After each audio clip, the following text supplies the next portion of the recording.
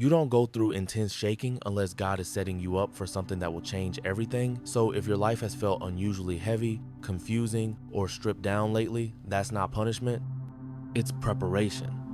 When God is preparing you for something bigger, He often starts by isolating you not to break you, but to tune your ear to His voice without the static of the world.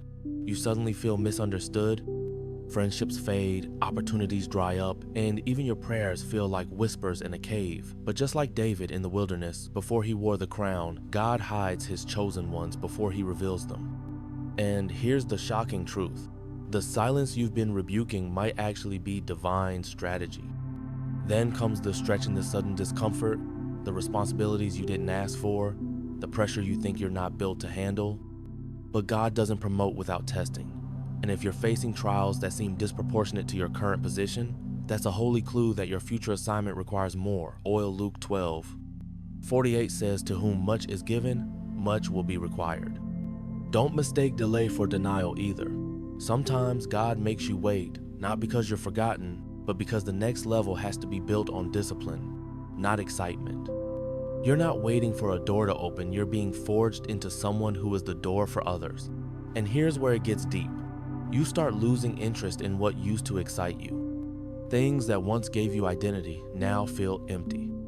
This hidden detachment is spiritual pruning. John 15:2 says, He cuts off every branch that bears no fruit, and even the fruitful ones, He prunes so they can bear more.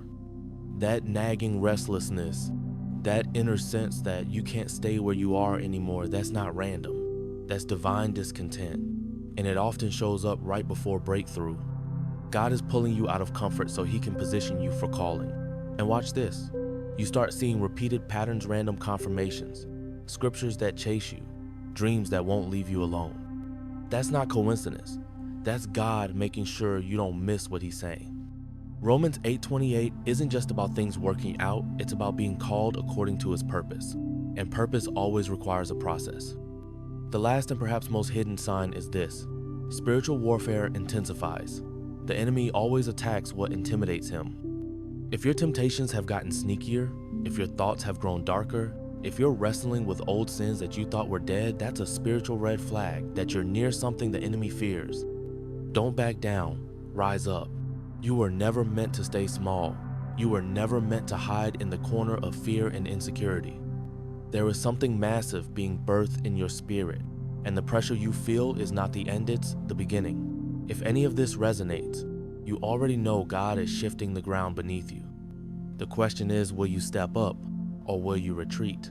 Don't confuse comfort with favor. God's favor is often disguised as fire. And if you're walking through it right now, it's because He's preparing you to carry something greater than you've ever imagined.